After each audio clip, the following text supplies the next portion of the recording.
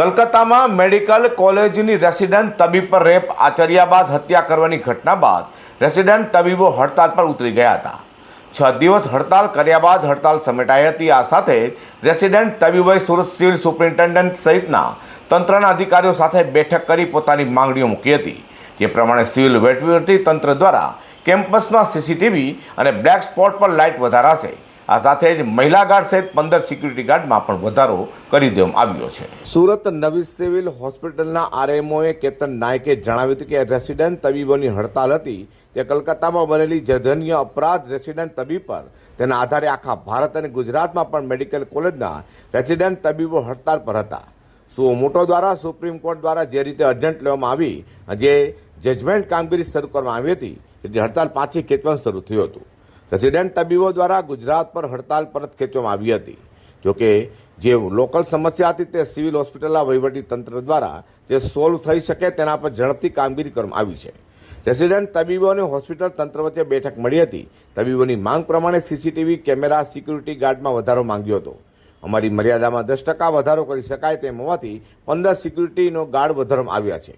આ security guard trauma centre અને kidney બિલ્ડિંગમાં નવા વોર્ડ શરૂ થયા તેમાં રાઉન્ડ ધ ક્લોક રાખવામાં આવ્યો છે।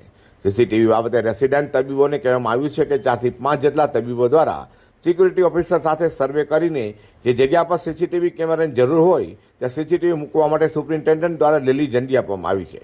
આ સાથે રેસિડેન્ટ તબીબની માંગણી હતી રાત્રે હોસ્ટેલથી હોસ્પિટલ લાવવા માટે રસ્તા વચ્ચે બ્લેક સ્પોટ હોય છે જ્યાં અંધારું હોય છે। આવા બ્લેક સ્પોટ શોધીને પીઆઈયુના ઇલેક્ટ્રિક વિભાગના એન્જિનિયરો અને નવી સિવિલ વિભાગના એન્જિનિયરો બેઠકમાં હાજર હતા। તેમને 2 દિવસમાં સોલ્યુશન કરવામાં આવશે તેમ જણાવવામાં આવ્યું હતું। આ સાથે મહિલા રેસિડેન્ટ તબીબો માટેના વોર્ડમાં નાઇટ ડ્યુટી દરમિયાન અલગ અલગ રૂમની માંગ કરવામાં આવી હતી। અમુક વિભાગમાં અલગ રૂમ છે જ્યારે અમુક વિભાગોમાં નથી ત્યારે પીઆઈ દ્વારા પાર્ટીશન કે અલગ વ્યવસ્થા કરવામાં આવશે તેવી ખાતરી આપવામાં આવી હતી।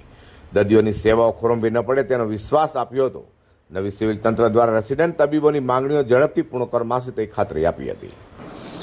રેસિડેન્ટ તબીબ ડૉક્ટરોની જે સ્ટ્રાઇક હતી તે કલકત્તામાં જે ઘટના બની જે જઘન્ય અપરાધ થયો રેસિડેન્ટ ડૉક્ટર પર તેના આધારે આખા હિન્દુસ્તાનમાં અને આપણા ગુજરાતની પણ તમામ મેડિકલ કોલેજોમાં રેસિડેન્ટ ડૉક્ટરો સ્ટ્રાઇક પર હતા।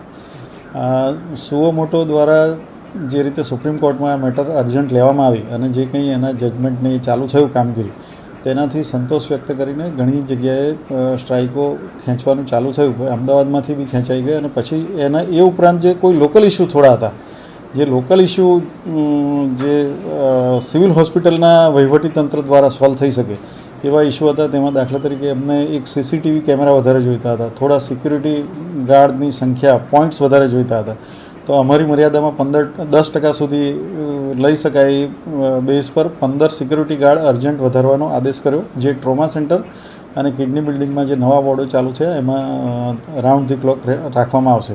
સીસીટીવી કેમેરા બાબતે એમને રેસિડેન્ટ ડૉક્ટરોને કહેવામાં આવ્યું કે તમારા દ્વારા જે 4-5 લોકો હોય એ બધા આખી હોસ્પિટલમાં સર્વે કરીને સિક્યુરિટી ઓફિસર સાથે સર્વે કરીને જે જગ્યાએ કવર ના થતા હોય ને જ્યાં કેમેરા જોઈતા હોય ત્યાં કેમેરા લગાવવાની સુપ્રિન્ટેન્ડન્ટ મેડમ તરફથી ગ્રીન સિગ્નલ આપવામાં આવ્યો। અને જ્યાં એમની એક બીજી ડિમાન્ડ હતી કે અમુક જગ્યાએ રાત્રે આવવામાં અંધારું હોય છે, બ્લેક સ્પોટ હોય છે આપણે કેમ્પસમાં પણ હોસ્ટેલથી અહીં આવવા માટે, તો એ પણ તમામ આઈડેન્ટિફાઈ કરીને પીઆઈયુના ઇલેક્ટ્રિક વિભાગના એન્જિનિયરો અને સિવિલ વિભાગના એન્જિનિયરો પણ ઉપસ્થિત હતા બેઠકમાં અને એમના દ્વારા કહેવામાં આવ્યું કે વિધિન 2-3 ડેઝ આ બધું જ કવરઅપ કરવામાં આવશે।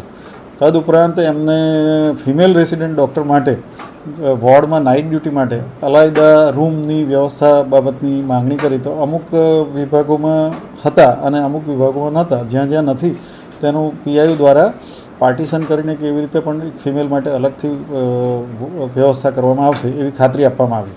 એટલે એમને સંતોષ વ્યક્ત કરી અને પછી દર્દીની સેવાઓ ખોરંભે ન પડે એ હેતુથી ઉમદા હેતુથી સ્ટ્રાઇક વિડ્રો કરી અને વહીવટી તંત્રમાં વિશ્વાસ વ્યક્ત કરી અને જે કંઈ માંગણી છે તે અમે ઝડપથી ફૂલફિલ કરવા માટે વહીવટી તંત્ર તરફથી ખાતરી આપવામાં આવી।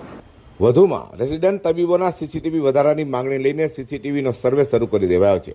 અત્યાર સુધીમાં 48 જેટલા સીસીટીવી લગાવવા પડે તેવી શક્યતાઓ છે। હજુ સર્વે પૂર્ણ થયો નથી। સ્થાનિક લેવલે આ બાબતે માંગણી પૂર્ણ થઈ શકે તેમ હોવાથી ઝડપથી કામગીરી થઈ જશે। સુરત નવી સિવિલ હોસ્પિટલની 3 બિલ્ડિંગમાં કુલ 600થી વધુ કેમેરા છે ત્યારે 167 સિક્યુરિટી ગાર્ડ છે જેમાં 15 સિક્યુરિટી ગાર્ડ વધારવામાં આવ્યા છે। Bureau report G10 news.